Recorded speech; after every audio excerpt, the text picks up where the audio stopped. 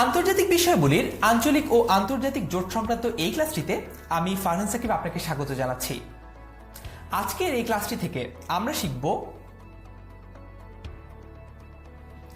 আঞ্চলিক ও আন্তর্জাতিক রাজনৈতিক জোট সম্পর্কে নানা গুরুত্বপূর্ণ তথ্য। আমরা কথা বলবো আঞ্চলিক ও আন্তর্জাতিক অর্থনৈতিক জোট নিয়ে, বিভিন্ন গুরুত্বপূর্ণ আঞ্চলিক বাণিজ্য চুক্তি নিয়ে। আমরা জানব বিশ্বের সামরিক ও অন্যান্য বিভিন্ন সংস্থা সম্পর্কে। আমরা কথা বলবো বৈদেশিক সাহায্য সংস্থা নিয়ে, স্বেচ্ছাসেবী সংস্থা নিয়ে এবং বিভিন্ন সংস্থাগুলোর সদর দপ্তর কোথায় সে সম্পর্কিত গুরুত্বপূর্ণ তথ্যগুলো আমরা জেনে নিব। চলুন তাহলে শুরু করা যাক। আমরা প্রথমে আঞ্চলিক রাজনৈতিক জোট সম্পর্কে জানব। প্রথমে কথা বলবো আরব লীগ নিয়ে। আরব লীগ মূলত আরব বিশ্ব অর্থাৎ মধ্যপ্রাচ্য এবং আফ্রিকার কিছু মুসলিম দেশ নিয়ে গঠিত একটি আঞ্চলিক জোট। 1945 সালের 22 মার্চ মিশরের কায়রোতে 6টি দেশ মিশর, জর্ডান, ইরাক, লেবানন, সৌদি আরব ও সিরিয়া নিয়ে গঠিত হয়েছিল। বর্তমানে আরব লীগের সদস্য সংখ্যা 22। আরব লীগের প্রধান লক্ষ্য সদস্য দেশগুলোর মধ্যে সম্পর্ক ঘনিষ্ঠ করা এবং তাদের মধ্যকার যে সম্পর্ক রয়েছে এবং সহযোগিতা রয়েছে সেগুলোকে সমুন্নত করা, সদস্য রাষ্ট্রগুলোর স্বাধীনতা ও সার্বভৌমত্ব রক্ষা করা এবং আরব দেশগুলোর বিষয় ও স্বার্থকে সাধারণভাবে বিবেচনা করা। তারপর আমরা কথা বলবো আফ্রিকান ইউনিয়ন নিয়ে। আফ্রিকান ইউনিয়ন একটি আন্তর্জাতিক সংস্থা যা 55টি আফ্রিকান দেশ নিয়ে গঠিত। আফ্রিকান ইউনিয়ন 1963 সালের 25 মে প্রতিষ্ঠিত হয়। পূর্বের আফ্রিকান অর্থনৈতিক সমাজ এবং আফ্রিকান জোট সংস্থা মিলিত হয়ে আফ্রিকান ইউনিয়ন প্রতিষ্ঠা করা হয়। আফ্রিকান দেশগুলো নিজেদের স্বাধীনতা ও সার্বভৌমত্ব রক্ষা করার জন্য পারস্পরিক সহযোগিতা, পরস্পরের মানবাধিকার, সামাজিক অর্থনীতি, টেকসই উন্নয়ন ইত্যাদি বিষয়ে একতাবদ্ধ হয়ে কাজ করার লক্ষ্যে এই আফ্রিকান ইউনিয়ন কাজ করে থাকে। তারপর আমরা কথা বলবো পারস্য উপসাগরীয় সংস্থা সম্পর্কে, যেটির ইংরেজি নাম হচ্ছে গালফ কোঅপারেশন কাউন্সিল। ইরাক বাদে পারস্য উপসাগরের বাকি সব আরব রাষ্ট্র অর্থাৎ বাহরাইন, কুয়েত, ওমান, কাতার, সৌদি আরব এবং সংযুক্ত আরব আমিরাত এই দেশগুলো নিয়ে গঠিত আঞ্চলিক সংস্থা হচ্ছে পারস্য উপসাগরীয় সংস্থা।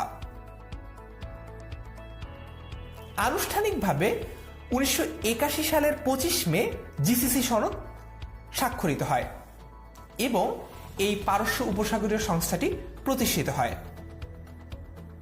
এর সদর দপ্তর সৌদি আরবের রিয়াদে অবস্থিত। এই আঞ্চলিক সংস্থাটি নিজেদের মধ্যে অর্থনৈতিক সম্পর্ক আরো ভালো করার চেষ্টা করে এবং উপসাগরীয় অঞ্চলে মুক্তবাজার প্রতিষ্ঠার জন্য কাজ করে থাকে।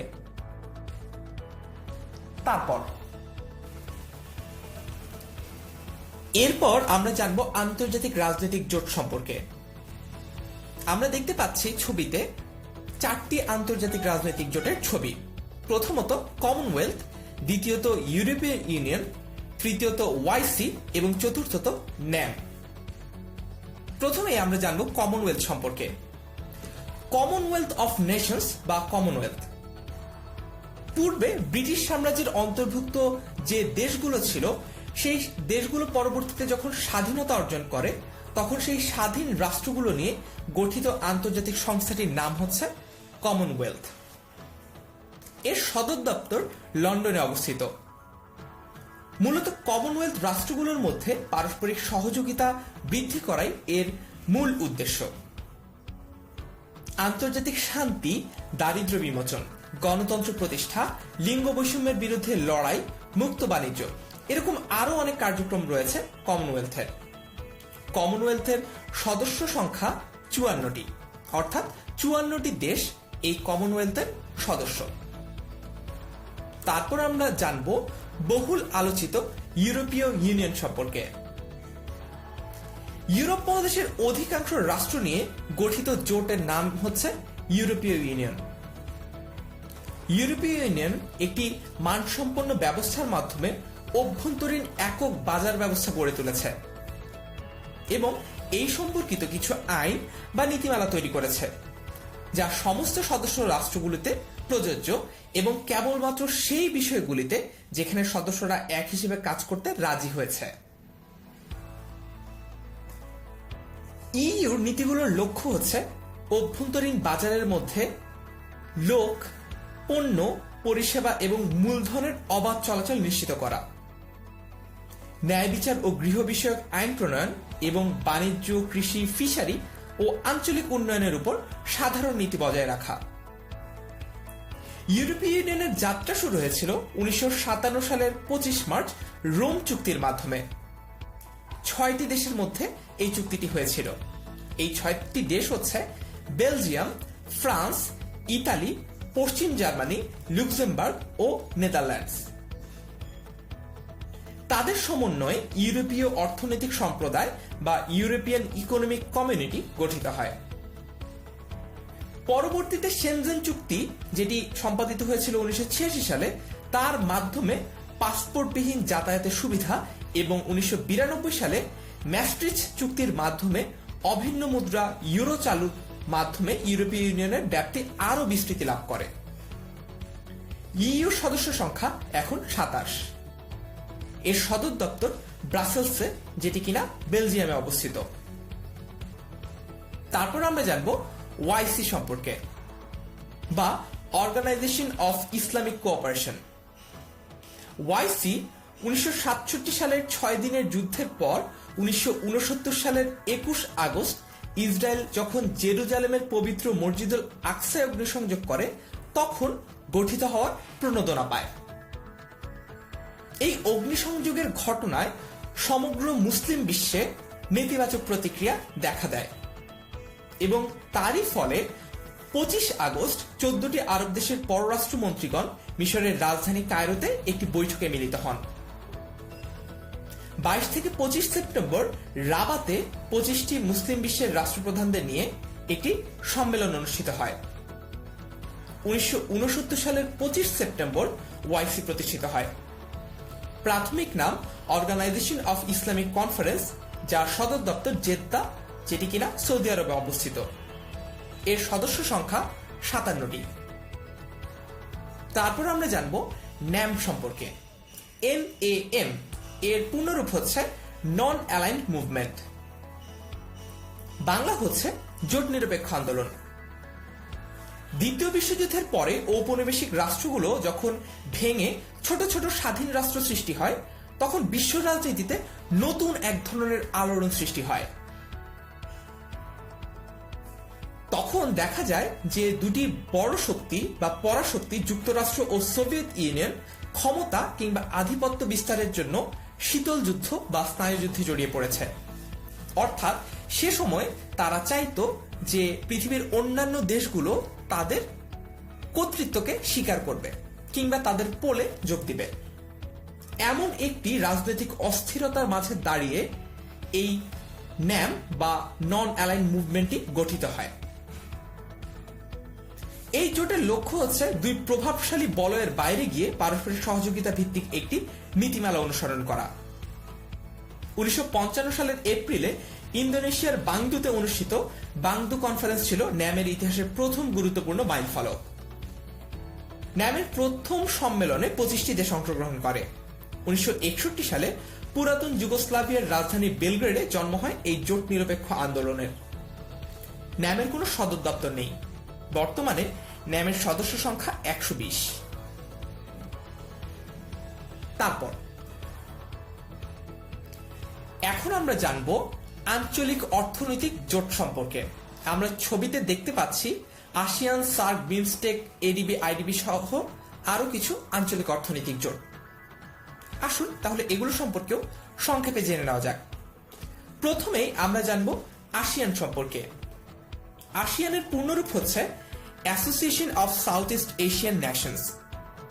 দক্ষিণ পূর্ব এশিয়ার 10টি রাষ্ট্র নিয়ে গঠিত একটি রাজনৈতিক ও অর্থনৈতিক সংস্থা এটি, যা 1967 সালের 8 August Indonesia, Malaysia, Philippines, Singapore ও থাইল্যান্ড দ্বারা প্রতিষ্ঠিত হয়।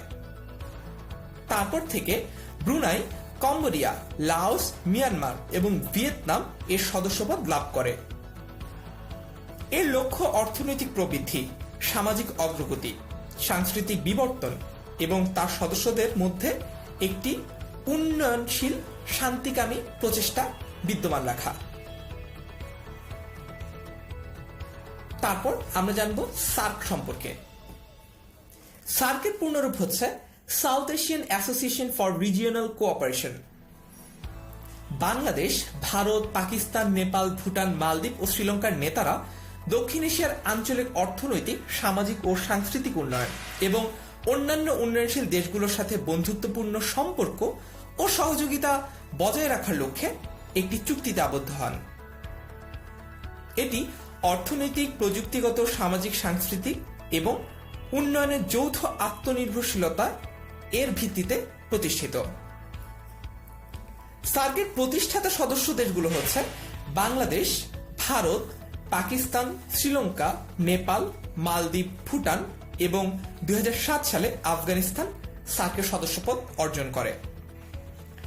রাষ্ট্রের শীর্ষ মিটিং সাধারণত বাৎসরিক ভিত্তিতে নির্ধারিত এবং পররাষ্ট্র সচিবদের সভা 2 বছর পর পর অনুষ্ঠিত হয়। সার্কের প্রধান দফতর বা সদর দফতর নেপালের রাজধানী কাঠমান্ডুতে অবস্থিত। তারপর আমরা জানব বিমস্টেক সম্পর্কে। বিমস্টেক বা বে of Bengal initiative for multi sectoral technical and economical cooperation বা সংক্ষেপে বিমস্টেক দক্ষিণ ও দক্ষিণ পূর্ব এশিয়া কয়েকটি দেশকে নিয়ে গঠিত একটি আঞ্চলিক জোট। 1997 সালের 6 জুন ব্যাংককে বাংলাদেশ, ভারত, শ্রীলঙ্কা ও থাইল্যান্ডের পররাষ্ট্রমন্ত্রী পর্যায়ে একটি বৈঠকে নতুন আন্তঃআঞ্চলিক এই জোট সৃষ্টি করা হয়। বিমস্টেকের সদর দপ্তর বাংলাদেশের ঢাকায় অবস্থিত এবং 2014 সালের 13 সেপ্টেম্বর বাংলাদেশের প্রধানমন্ত্রী শেখ হাসিনা এটি উদ্বোধন করেন। বিমস্টেকের মূল উদ্দেশ্য হচ্ছে দক্ষিণ ও দক্ষিণ পূর্ব এশিয়া এবং বঙ্গোপসাগর উপকূলের দেশগুলোর মধ্যে প্রযুক্তিগত ও অর্থনৈতিক ক্ষেত্রে পারস্পরিক সহযোগিতার ক্ষেত্র তৈরি করা, ব্যবসা বিনিয়োগ, প্রযুক্তি, পর্যটন, মানব সম্পদ উন্নয়ন, কৃষি উন্নয়ন, মৎস্য সম্পদ, যোগাযোগ ব্যবস্থা, পোশাক ও চামড়া শিল্প সহ আরও অনেকগুলো ক্ষেত্রে বিমস্টেক তার কার্যপ্রণালী পরিচালনা করে। তারপর আমরা জানব বেনেলুক্স সম্পর্কে। ইউরোপের 3টি প্রতিবেশী দেশ বেলজিয়াম, নেদারল্যান্ডস এবং লুক্সেমবার্গের একটি রাজনৈতিক অর্থনৈতিক জোট হচ্ছে এই বেনেলুক্স। মূলত 3টি দেশের আদ্যক্ষর নিয়ে এই জোটের নামকরণ করা হয়েছে। এই অঞ্চলের অর্থনীতি শক্তিশালী করার লক্ষ্যে মুক্তবাজার বা ফ্রি ট্রেড সুবিধা চালু করার লক্ষ্য নিয়ে 1944 সালে এই চুক্তি স্বাক্ষরিত হয়, যা কার্যকর হয় 1948 সালে। এভাবে পারস্পরিক অর্থনৈতিক সমৃদ্ধি অর্জনের লক্ষ্য নিয়ে এই আঞ্চলিক সংস্থা কাজ করছে। এর সদর দপ্তর ব্রাসেলসে, যেটি কিনা বেলজিয়ামে অবস্থিত। তারপর আমরা জানব এডিবি সম্পর্কে বা এশিয়ান ডেভেলপমেন্ট ব্যাংক। এডিবি বা আঞ্চলিক উন্নয়ন ব্যাংক হিসেবে যে এশিয়ান ডেভেলপমেন্ট ব্যাংককে আমরা চিনি, সেটি 1966 সালের 19 ডিসেম্বর প্রতিষ্ঠিত হয়। এশিয়ার দেশগুলোর অর্থনৈতিক উন্নয়নকে আরো দ্রুত, বেগবান ও সহজ করাই ব্যাংকটির মুখ্য উদ্দেশ্য।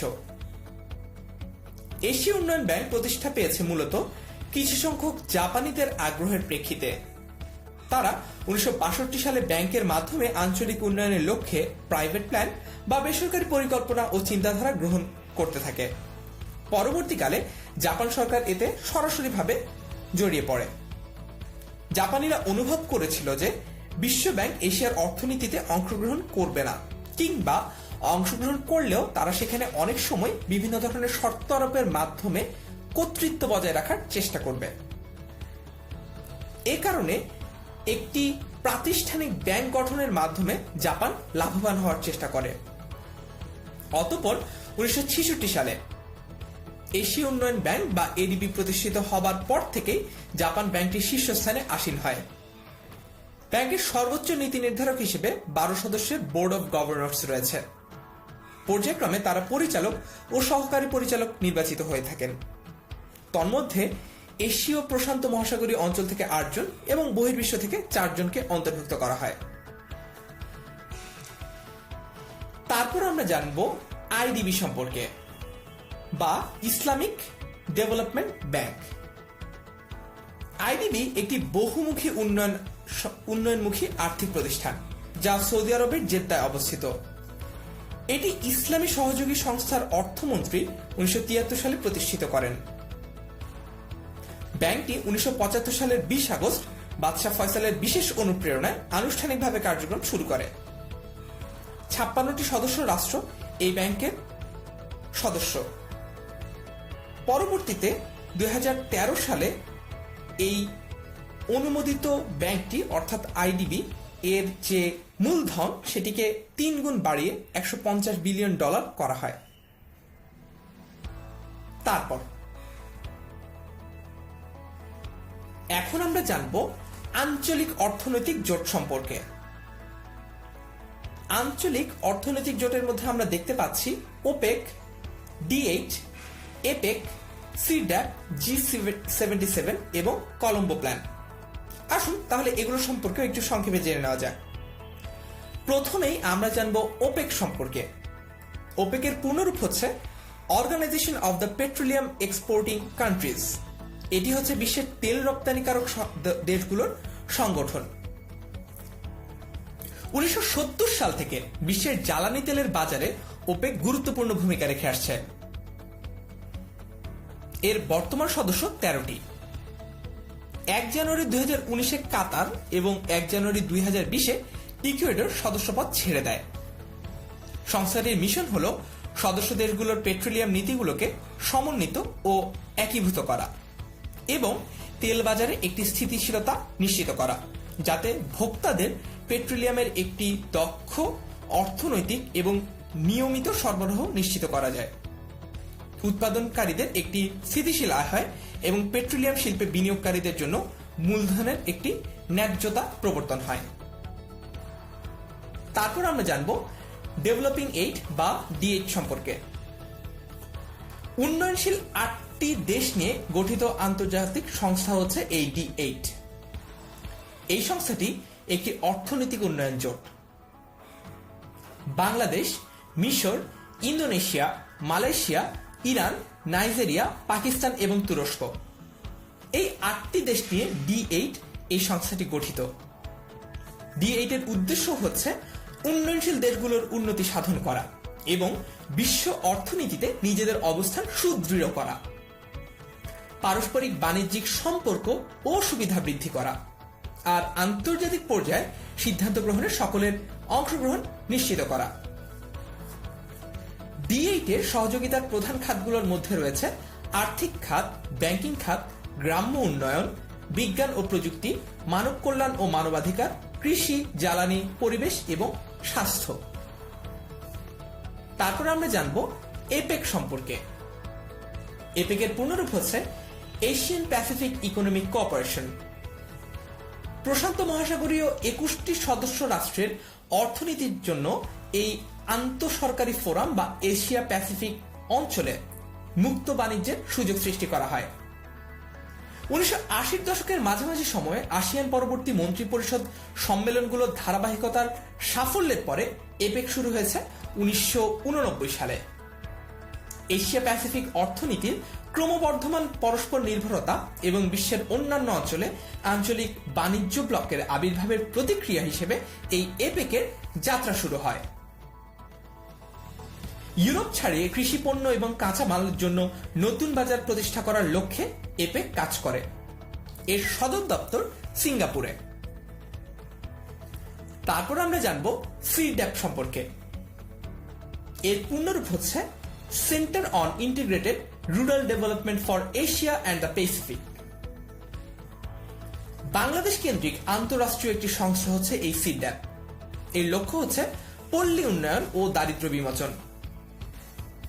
1979 সালের 6 জুলাই এশিয়া ও প্রশান্ত মহাসাগরীয় অঞ্চলের দেশ ও জাতিসংঘের খাদ্য ও কৃষি সংস্থা FAO বা FAO এর সদস্যদের 6টি দেশের সমন্বয়ে প্রাথমিকভাবে সিড্যাপ গঠিত হয়। এর সদর দপ্তর ঢাকায় অবস্থিত। বর্তমান সদস্য সংখ্যা 15। তারপর G77, যার পূর্ণরূপ হচ্ছে গ্রুপ অফ 77। G77 মূলত প্রতিষ্ঠাকালীন সময় 77টি দেশ নিয়ে গঠিত হয়েছিল বলে এমন নামকরণ এর করা হয়েছে। এটি প্রতিষ্ঠা লাভ করে 1964 সালে। বর্তমানে এর সদস্য সংখ্যা 134। উন্নয়নশীল দেশগুলোর মধ্যে পারস্পরিক অর্থনৈতিক সমঝোতার মাধ্যমে সাহায্যের হাত বাড়িয়ে দেওয়াই এর লক্ষ্য। তার পাশাপাশি G77 কাজ করে দারিদ্র্য বিমোচন ও টেকসই উন্নয়ন নিয়ে। তারপর আমরা জানব কলম্বো প্ল্যান সম্পর্কে। কলম্বো প্ল্যান বা পরিকল্পনা একটি আঞ্চলিক সংগঠন যা প্রকাশ করে এশীয় প্রশান্ত মহাসাগরীয় অঞ্চলের সদস্য দেশগুলোর অর্থনৈতিক ও সামাজিক উন্নয়ন সম্পর্কিত যে সকল পরিকল্পনা সেটি। কলম্বো পরিকল্পনার মাধ্যমে সকল কর্মকাণ্ডের মৌলিক উদ্দেশ্য হিসেবে দেখানো হয় মানব সম্পদের উন্নয়নকে। 1950 সালের জানুয়ারি মাসে শ্রীলঙ্কায় অবস্থিত পররাষ্ট্রমন্ত্রীদের নিয়ে অনুষ্ঠিত এক কমনওয়েলথ সম্মেলনে এই সংগঠনের সূত্রপাত হয়। এই সদস্য সংখ্যা 28। তারপর এখন আমরা কিছু আঞ্চলিক বাণিজ্য চুক্তি সম্পর্কে জানব। প্রথমেই আমরা জানব নাফটা সম্পর্কে। নাফটার পূর্ণরূপ হচ্ছে North American free trade agreement. নাফটার সদস্য হচ্ছে যুক্তরাষ্ট্র, কানাডা ও মেক্সিকো। 1994 সালের 1 জানুয়ারি থেকে যুক্তরাষ্ট্র, কানাডা ও মেক্সিকোর মধ্যে এই চুক্তিটি কার্যকর হয়। চুক্তির আওতায় এই 3 দেশের মধ্যে প্রায় সকল শিল্প ও কৃষি পণ্য, সেবা সামগ্রীর অবাধ শুল্কবিহীন আমদানি ও রফতানি করার সুযোগ সৃষ্টি করা হয় এবং এক দেশ থেকে আরেক দেশে ব্যবসা বাণিজ্য ও শিল্পে বিনিয়োগ করার পথ খুলে দেওয়া হয়। এই চুক্তি হওয়ার পর কানাডা ও যুক্তরাষ্ট্রের মধ্যে আগে থেকে বলবৎকৃত দ্বিপাক্ষীয় মুক্ত বাণিজ্য চুক্তির প্রায় সকল বিধান মেক্সিকোর প্রতি প্রযোজ্য হয় এবং কানাডা ও যুক্তরাষ্ট্রের মধ্যকার দ্বিপাক্ষিক মুক্ত বাণিজ্য একটি ত্রিপাক্ষিক বাণিজ্য চুক্তিতে রূপান্তরিত হয়। তার ফলে মেক্সিকোর সাথে যুক্তরাষ্ট্র ও কানাডা এবং কানাডা ও যুক্তরাষ্ট্রের মাঝে প্রায় সকল পণ্য ও সেবার ক্ষেত্রে একটি অবাধ বাণিজ্যের পথ উন্মোচন হয়। তারপর আমরা জানব গ্যাট সম্পর্কে। গ্যাটের পূর্ণরূপ হচ্ছে general agreement on tariffs and trade. বাণিজ্য ও কর্মসংস্থান সম্পর্কিত জাতিসংঘের সম্মেলনের সময় গ্যাট নিয়ে প্রথম আলোচনা হয়। এটি 1947 সালের 30 অক্টোবর জেনেভায় 23টি দেশ মিলে স্বাক্ষরিত হয় এবং 1948 সালের 1 জানুয়ারিতে এটি কার্যকর হয়। তারপর আমরা জানব সাফটা সম্পর্কে। সাফটার পূর্ণরূপ হচ্ছে south Asian free trade area. দক্ষিণ এশিয়ার আঞ্চলিক মুক্ত বাণিজ্য চুক্তি বা সাফটা হচ্ছে সার্ক চুক্তিভুক্ত দেশগুলোর মাঝে মুক্ত বাণিজ্য চুক্তি। এই চুক্তিটি 2004 সালে জানুয়ারি মাসের 6 তারিখে 12তম সার্ক সম্মেলনে স্বাক্ষরিত হয়।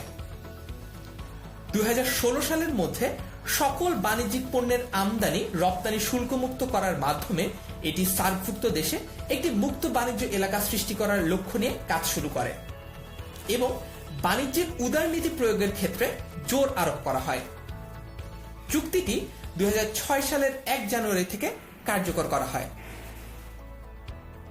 তারপর আমরা জানব সাপটা সম্পর্কে, যার পুনরূপ হচ্ছে সার্ক প্রেফারেন্সিয়াল ট্রেডিং এগ্রিমেন্ট। সাপটা কার্যকর হয় 1995 সালের 7 ডিসেম্বর।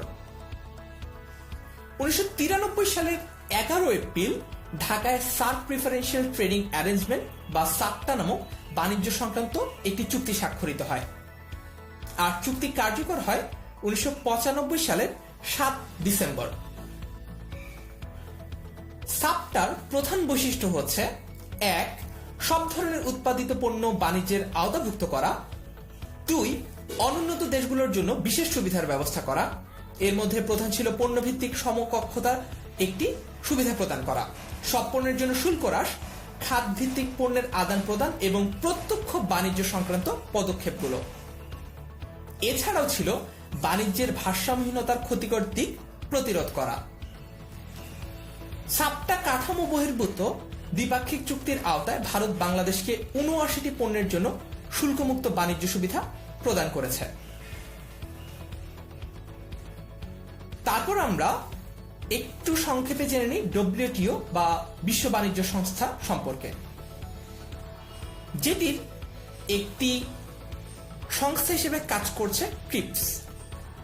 ট্রিপসের পূর্ণরূপ হচ্ছে trade related aspects of intellectual property right agreement.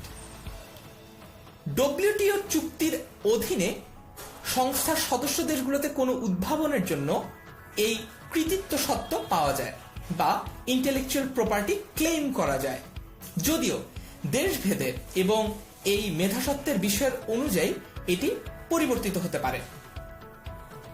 TRIPS চুক্তি অনুযায়ী একটি কৃতিসত্ত্বের সময়সীমা কমপক্ষে ২০ বছর হওয়া উচিত। কোনো ব্যক্তি, গোষ্ঠী বা প্রতিষ্ঠানের উদ্ভাবিত কোনো জ্ঞান, শিল্প বা বিষয়ের ওপর ওই ব্যক্তি বা প্রতিষ্ঠানকে যে সত্ত্বাধিকার দেওয়া হয় সেটাই হচ্ছে মেধাসত্ত্ব বা কৃতিসত্ত্ব।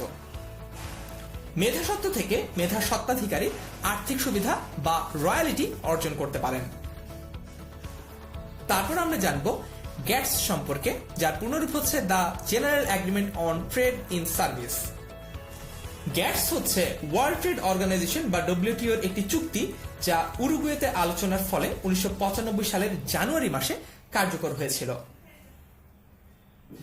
একইভাবে শুল্ক ও বাণিজ্য সম্পর্কিত সাধারণ চুক্তি GATT বা গ্যাট পণ্যদ্রব্য ব্যবসার জন্য এই জাতীয় ব্যবস্থাও সরবরাহ করে থাকে। 12টি সেবা খাতে এই চুক্তি সুবিধা পাওয়া যায়। ব্যবসা, নির্মাণ ও প্রকৌশল, শিক্ষা, পরিবেশ, স্বাস্থ্য, পর্যটন ও ভ্রমণ, বিনোদন, সাংস্কৃতিক এবং ক্রীড়া ইত্যাদি এমন কিছু খাতে এই সুবিধাগুলো ভোগ করা যায়।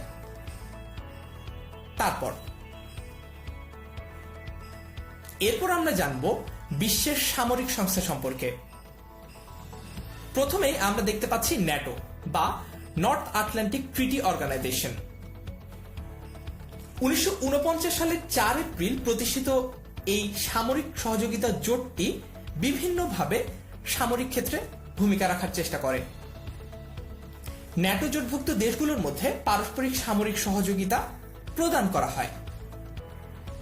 আটলান্টিক মহাসাগরের দুই পারে অবস্থিত উত্তর আমেরিকার মার্কিন যুক্তরাষ্ট্র ও কানাডা এবং ইউরোপের অধিকাংশ দেশ ন্যাটোর সদস্য। এছাড়াও তুরস্ক ন্যাটোর সদস্য। প্রতিষ্ঠাকালীন সদস্য সংখ্যা 12। ন্যাটোর বর্তমান সদর দপ্তর যদিও বেলজিয়ামের ব্রাসেলসে, তবে পূর্বে এর সদর দপ্তর ছিল ফ্রান্সের প্যারিসে। এই সামরিক জোটের অ্যাসোসিয়েট সদস্য দেশ রাশিয়া, কিন্তু তারা সদস্য নয়। সদস্য রাষ্ট্রগুলোর মধ্যে তুরস্ক ও আলবেনিয়া কেবল মুসলিম দেশ। বর্তমানে ন্যাটোর সদস্য সংখ্যা হচ্ছে 30। তারপর আমরা জানব ইন্টারপোল সম্পর্কে। ইন্টারপোলের পূর্ণরূপ হচ্ছে International Criminal Police Organization. International Crime Police Organization একটি আন্তর্জাতিক সংস্থা যার প্রধান কাজ হচ্ছে আন্তর্জাতিক পুলিশকে সহায়তা করা। এটি 1923 সালে ইন্টারন্যাশনাল ক্রিমিনাল পুলিশ কমিশন নামে গঠিত হয় এবং 1946 সালে বর্তমানে যে নামটি এই নামে প্রবর্তিত হয়। ইন্টারপোলের বর্তমান সদস্য 194টি রাষ্ট্র এবং এর সদর দপ্তর ফ্রান্সের লিওতে অবস্থিত। সদস্য রাষ্ট্রগুলোই বাৎসরিক চাঁদার মাধ্যমে বাৎসরিক খরচ নির্বাহ করে, আর এর সর্বশেষ সদস্য দেশ হচ্ছে Vanuatu.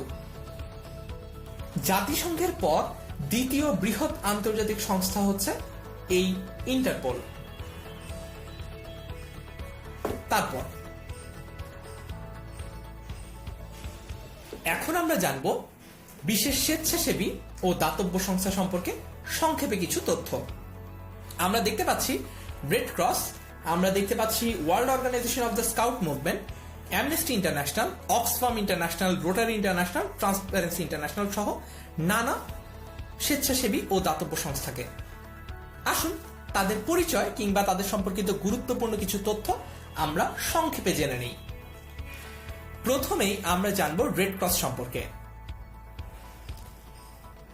International Committee of Red cross তার 189টি সদস্য রাষ্ট্রের মাধ্যমে প্রতি বছর 160 মিলিয়ন মানুষের কাছে পৌঁছে যায়। এটি দুর্যোগের সময় এবং এর আগে পরে কাজ করে। তাছাড়াও ঝুঁকিপূর্ণ অবস্থায় থাকা মানুষের চাহিদা পূরণ এবং উন্নত জীবন ও জরুরি স্বাস্থ্য ব্যবস্থার জন্য কাজ করে রেড ক্রস। এটি জাতীয়তা, জাতি, লিঙ্গ, ধর্মীয় বিশ্বাস, বর্গ এবং রাজনৈতিক আদর্শ নির্বিশেষে নিরপেক্ষ। রেড ক্রস আন্দোলন পরিচালনার লক্ষ্যে কমিটি অফ 5 গঠন করা হয় 1959 সালের 9 ফেব্রুয়ারি। 1976 সালে কমিটি অফ 5 এর নামকরণ করা হয় International Committee of Red Cross. Red Cross আন্দোলনের প্রতিষ্ঠাতার নাম হচ্ছে হেনরি ডুরান্ট। তারপর আমরা জানব World Organization of the Scout Movement. এটি স্কাউটিং এর সবচেয়ে বড় প্রতিষ্ঠান। WOSM 1922 সালে প্রতিষ্ঠা অর্জন করে। বর্তমানে এর সদস্য দেশ হচ্ছে 171টি। এর অপারেশনাল সদর দপ্তর হচ্ছে কুয়ালালামপুরে এবং মহাসচিবের কার্যালয়টিও সেখানে অবস্থিত। তাছাড়াও জেনেভায় এর আরেকটি সদর দপ্তর রয়েছে। WSM এর বর্তমান মিশন হচ্ছে স্কাউট প্রতিশ্রুতি এবং স্কাউট আইনের ভিত্তিতে একটি মানসম্পন্ন ব্যবস্থার মাধ্যমে তরুণদের শিক্ষায় অবদান রাখার জন্য একটি উন্নত বিশ্ব গঠনের সহায়তা করার জন্য এমনভাবে কার্যক্রম পরিচালনা করা যাতে কিনা অধিক সংখ্যক মানুষ তার সাথে সংযুক্ত হতে পারে এবং এক একজন মানুষ স্বয়ংসম্পূর্ণ ব্যক্তিত্ব হিসেবে নিজেদেরকে প্রকাশিত ও বিকশিত করতে পারে। WSM অঞ্চলগুলোতে সংগঠিত হয় এবং একটি সম্মেলন পরিচালনা করে। তারপর আমরা জানবো অ্যামনেস্টি ইন্টারন্যাশনাল সম্পর্কে। অ্যামনেস্টি ইন্টারন্যাশনাল একটি মানবাধিকার বিষয়ক আন্তর্জাতিক বেসরকারি সংস্থা। আন্তর্জাতিক পর্যায়ে মানবাধিকার বিষয়ের উত্তরণ ও মর্যাদা রক্ষায় জাতিসংঘ সাধারণ পরিষদে গৃহীত সার্বজনীন মানবাধিকারের সংক্রান্ত যে ঘোষণাপত্রটি সেটি বাস্তবায়নে সংস্থাটি একযোগে কাজ করে যাচ্ছে। সংস্থাটি 1961 সালে যুক্তরাজ্যে স্থাপিত হয়। এর সদর দপ্তর লন্ডনে অবস্থিত। আর অ্যামনেস্টি ইন্টারন্যাশনালের প্রতিষ্ঠাতার নাম হচ্ছে পিটার বেনেনসন। 8 মিলিয়নেরও বেশি সদস্য এবং সমর্থক আছে অ্যামনেস্টি ইন্টারন্যাশনালের। এই সংস্থাটি 1977 সালে নোবেল শান্তি পুরস্কার এবং 1978 সালে জাতিসংঘ মানবাধিকার পুরস্কার অর্জন করে। তারপর আমরা জানব রোটারি ইন্টারন্যাশনাল সম্পর্কে। ব্যবসায়িক ও পেশাদার ব্যক্তিত্বদের নিয়ে গড়ে ওঠা বিশ্বব্যাপী সেবামূলক সংগঠন হচ্ছে এই রোটারি ইন্টারন্যাশনাল। উচ্চস্তরের মানদণ্ড বা প্যারামিটার, সমাজসেবা ও আন্তর্জাতিক বোঝাপড়া এই সংগঠনের ভূমিকা অপরিসীম। প্রত্যেক ব্যবসায়িক ও পেশাদার ক্লাব থেকে একজন ব্যক্তি রোটারি ক্লাবের সদস্য হয়ে থাকেন। শিকাগোর মার্কিন অ্যাটর্নি পল পি হ্যারিস 1905 সালে এই সংগঠনটি প্রতিষ্ঠা করেন, যা বিশ্বের অন্যতম প্রাচীন সেবাধর্মী প্রতিষ্ঠান রূপে স্বীকৃত। প্রাতিষ্ঠানিক ভিত্তি, ব্যবসায়িক ও পেশাদারিত্ব পর্যায়ে উচ্চ নৈতিক মূল্যবোধ গঠন এবং বিশ্বব্যাপী ফেলোশিপ প্রদানের মহান ব্রত নিয়ে গঠিত এই সংগঠনটি। প্রতিষ্ঠাকালীন সময় এই সংগঠনের সদস্যপদের জন্য সীমারেখা নির্দিষ্ট করা হয়। মার্কিন যুক্তরাষ্ট্রের ইলিনয় এই অঙ্গরাজ্যের এভানস্টনে এর সদর দপ্তর অবস্থিত। তারপর আমরা জানব অক্সফাম সম্পর্কে। অক্সফাম ইন্টারন্যাশনাল এটি হচ্ছে 20টি স্বাধীন দাতব্য সংস্থার একটি সংঘ, যা 1942 সালে প্রতিষ্ঠিত হয় লন্ডনে। অক্সফাম ইন্টারন্যাশনালের নেতৃত্বে বিশ্বব্যাপী দারিদ্র্য বিমোচনের নানা কর্মসূচি চালু করা হয়েছে।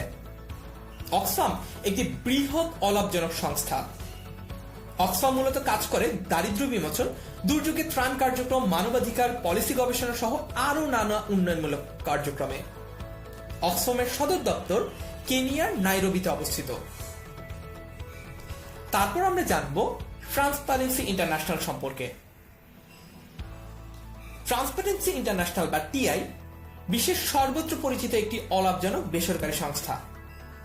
আন্তর্জাতিক উন্নয়নে বিভিন্ন সংস্থা ও রাজনৈতিকভাবে সম্পৃক্ত দুর্নীতি পর্যবেক্ষণ পূর্বক সাধারণের কাছে তুলে ধরাই টিআই এর মূল লক্ষ্য।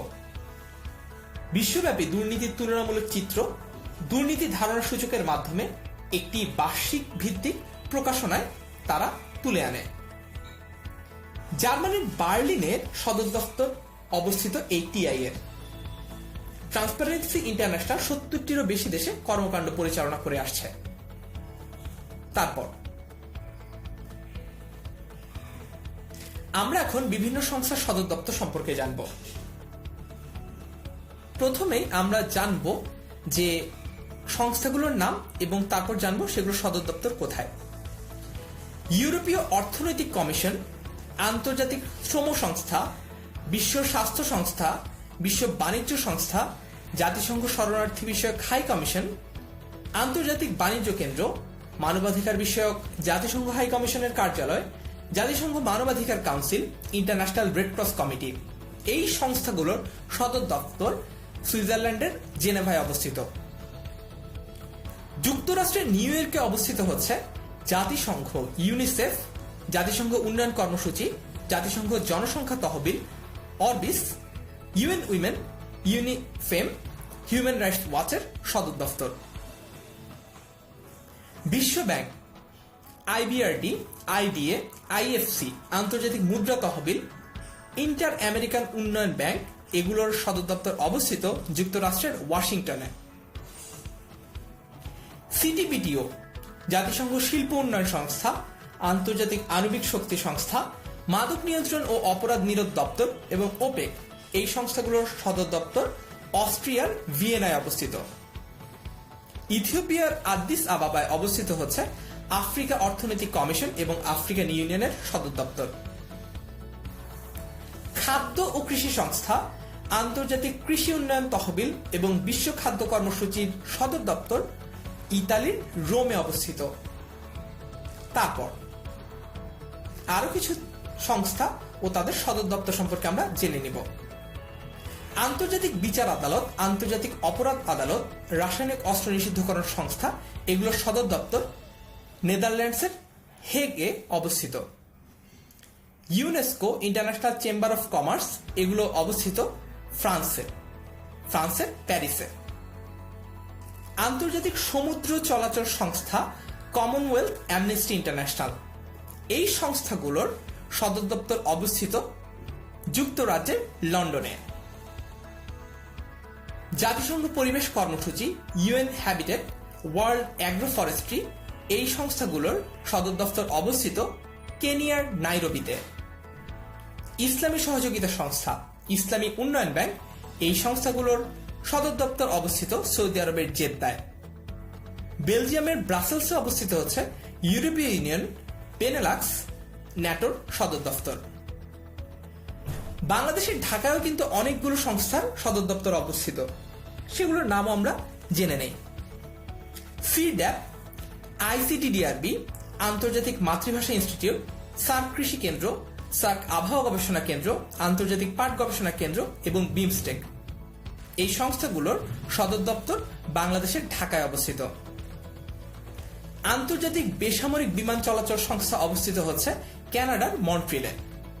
বিশ্ব ডাক উন্নয়ন, এটি অবস্থিত হচ্ছে সুইজারল্যান্ডের বার্নে এবং বিশ্ব পর্যটন সংস্থা, এটি অবস্থিত স্পেনের মাদ্রিদে।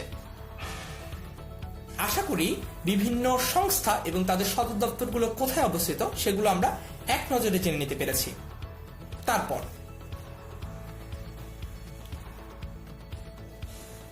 এখন আমরা কিছু বৈদেশিক সাহায্য সংস্থার নাম জানব এবং তাদের পরিচয় সম্পর্কে সংক্ষেপে জেনে নিব। আসুন তাহলে শুরু করা যাক। আমরা একদম শুরুতেই দেখতে পাচ্ছি জাইকার নাম। বাংলাদেশের সবচেয়ে বেশি যে সাহায্য করে যে সংস্থাটি, সেটির নাম হচ্ছে জাইকা। বিশ্বব্যাপী উন্নয়নশীল দেশগুলোতে অর্থনৈতিক ও সামাজিক প্রবৃদ্ধির জন্য জাইকা কাজ করে যাচ্ছে। এর প্রতিষ্ঠাতা হয়েছে 2003 সালে। এবং এটি হচ্ছে বিভিন্ন উন্নয়নশীল ও অনুন্নত দেশগুলোতে অর্থনৈতিক উন্নয়ন ও সামাজিক প্রবৃদ্ধির জন্য কাজ করে। 1954 সালের কলম্বো প্ল্যানের মধ্যে অন্তর্ভুক্ত হয়ে জাপান সহযোগিতার জন্য একটি টেকনিক্যাল প্রোগ্রাম তৈরি করে, যার বর্তমান রূপ হচ্ছে জাইকা। বিশ্বের বড় বড় উন্নয়নমূলক কাজে জাইকা কারিগরি সাহায্য প্রদান করে এবং মাস্টার প্ল্যান বানাতেও সাহায্য করে। তারপর ইউএসএইড, মার্কিন সরকারের অধীন একটি বেসামরিক বৈদেশিক সাহায্য প্রদানকারী সংস্থা হচ্ছে ইউএসএইড। এটি মার্কিন সেক্রেটারি অফ স্টেটের নির্দেশনায় পরিচালিত হয়। কংগ্রেস 1961 সালের 4 সেপ্টেম্বর মার্কিন যুক্তরাষ্ট্রের বৈদেশিক সহায়তা প্রোগ্রাম নামে স্বীকৃতি লাভ করে। ইউএসএইড রাষ্ট্রপতি জন এফ কেনেডির নির্বাহীর আদেশ বলে প্রতিষ্ঠিত হয়। কেনেডি কয়েকটি বিদ্যমান বৈদেশিক সহায়তা সংস্থাকে একটি এজেন্সির অধীনে একত্রিত করার লক্ষ্যে এই আদেশ প্রদান করেন। পরবর্তীতে ইউএসএইড মার্কিন যুক্তরাষ্ট্রের প্রথম বিদেশি সহায়তা সংস্থা হয়ে ওঠে, যাদের প্রধান লক্ষ্য ছিল দীর্ঘমেয়াদী আর্থসামাজিক উন্নয়ন নিশ্চিত করা। তার পাশাপাশি ইউএসএইড দুর্যোগে ত্রাণ বিতরণ করে, দারিদ্র্য বিমোচন নিয়ে কাজ করে এবং প্রযুক্তিগত সহায়তা এই সকল ক্ষেত্রেও কাজ করে থাকে। তারপর আমরা জানব পিস কর্পস সম্পর্কে। মার্কিন যুক্তরাষ্ট্র সরকার কর্তৃক পরিচালিত একটি স্বাধীন সংস্থা এবং স্বেচ্ছাসেবীদের প্রোগ্রাম হচ্ছে এই পিস কর্পস, যা আন্তর্জাতিক সামাজিক এবং অর্থনৈতিক উন্নয়ন সহায়তা সরবরাহ করে। এই কর্মসূচিটি 1961 সালের মার্চ মাসে রাষ্ট্রপতি জন এফ কেনেডির মাধ্যমে প্রতিষ্ঠা অর্জন করে এবং পিস কর্পস অ্যাক্ট পাশের মাধ্যমে 1962 সালের 21 সেপ্টেম্বর কংগ্রেসের দ্বারা এটি অনুমোদিত হয়। সরকারি স্কুল ভিত্তিক বেসরকারি শিক্ষা, যুব উন্নয়ন, তথ্য প্রযুক্তি, স্বাস্থ্য, কৃষি, পরিবেশ ইত্যাদি ক্ষেত্রে এর বিস্তৃত কার্যক্রম রয়েছে। তারপর আমরা জানব ডানিডা সম্পর্কে। ড্যানিশ ইন্টারন্যাশনাল ডেভেলপমেন্ট এজেন্সি বা ডানিডা এটি প্রতিষ্ঠিত হয় 1962 সালে এবং এর সদর দপ্তর ডেনমার্কের কোপেনহেগেনে। এই সংস্থাটি ডেনমার্কের পররাষ্ট্র মন্ত্রণালয়ের তত্ত্বাবধানে পরিচালিত হয়। উন্নয়নশীল দেশগুলোতে উন্নয়ন কার্যক্রমে সাহায্য করে থাকে ডানিডা। তাদের কাজের মূল ক্ষেত্রগুলো হচ্ছে গণতন্ত্র এবং মানবাধিকার, সবুজ উন্নয়ন, সামাজিক উন্নয়ন, স্থায়িত্ব ও নিরাপত্তা সহ অন্যান্য নানা বিষয়। আশা করি বৈদেশিক সাহায্য সংস্থার সম্পর্কে আমরা একটা স্পষ্ট ধারণা পেয়েছি। এছাড়াও আরো অনেক বৈদেশিক সাহায্য সংস্থা বিশ্বব্যাপী বিভিন্ন ছোট বড় কাজ করে থাকে। তবে আমাদের জানার জন্য এই যে সংস্থাগুলো আমরা দেখলাম সেগুলোই বেশি গুরুত্বপূর্ণ। আশা করি আজকের এই লেকচারটি থেকে আমরা শিখতে পেরেছি বিভিন্ন আঞ্চলিক ও আন্তর্জাতিক সামরিক, রাজনৈতিক ও অর্থনৈতিক জোট সম্পর্কে এবং বিভিন্ন স্বেচ্ছাসেবী ও দাতব্য প্রতিষ্ঠানগুলো সম্পর্কে। আমার সাথে থাকার জন্য আপনাকে ধন্যবাদ। দেখা হচ্ছে পরের ক্লাসে আবারও।